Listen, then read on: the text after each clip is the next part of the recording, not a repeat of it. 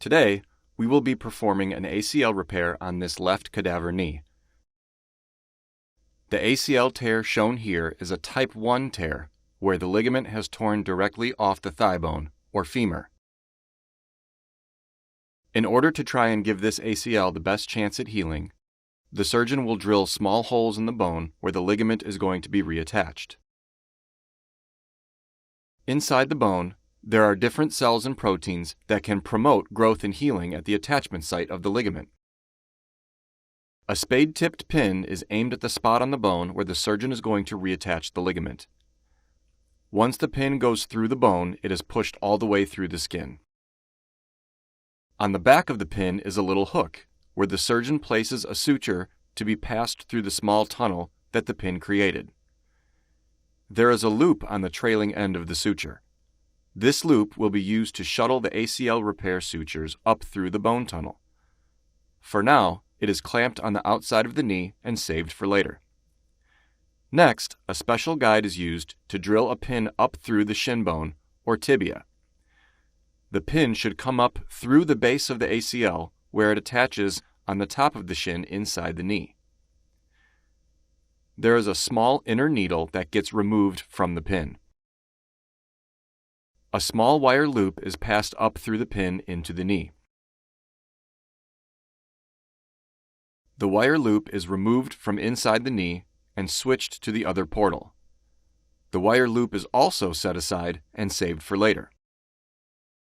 In this particular procedure, it is extremely helpful to use a passport cannula to help prevent twists and tangles in the sutures.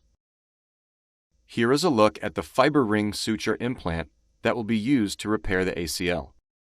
The small suture ring will stay in the ACL to help fix it back to the bone. The larger suture is used to pass the tightrope through the ring. The fiber ring gets loaded onto the scorpion suture passer and is brought into the knee. The surgeon will pass the fiber ring through the ACL in the correct location and pull it tight.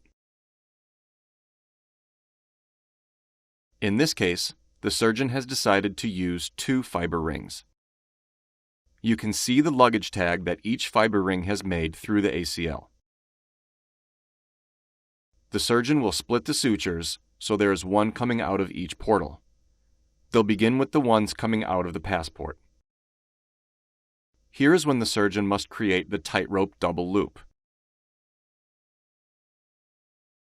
The first step is to shuttle the number 1 suture from the tightrope card through the first fiber ring. The suture is removed from the card, loaded into the eyelet, and then passed into the knee, through the fiber ring, and back out.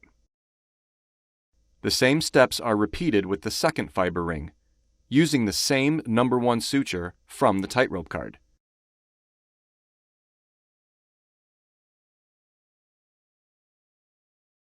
Here, the white loop is going through both fiber rings.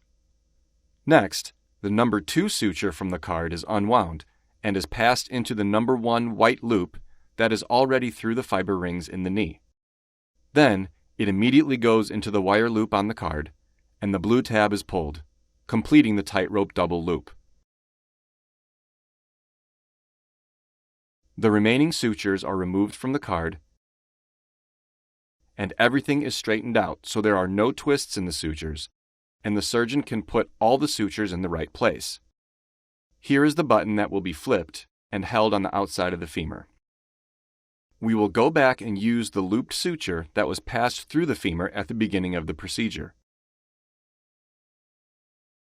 The sutures that are attached to the button are shuttled up through the bone until the button is flipped on the outside. Once we know the button is flipped, the white tensioning sutures are pulled one by one until the ACL tissue is back against the wall to heal. The surgeon will leave those white sutures slightly loose for now. It is important to secure the fiber tape suture for the internal brace technique before final tensioning of the ACL. Next, the surgeon will remove the wire coming up through the base of the ACL. The tails of the fiber tape suture are placed in the wire loop and then passed down through the tibia to perform the internal brace technique. These fiber tape sutures are used to help augment or supplement the repaired ACL during the early phases of healing. Here are the fiber tape sutures next to the repaired ACL. To complete the internal brace technique, a small hole is drilled, tapped, and then the sutures are passed through the anchor and inserted into the hole in the tibia. The surgeon will go back one last time to fully tighten the white sutures so the ACL doesn't have any slack in it. Here is the final look at the ACL repair.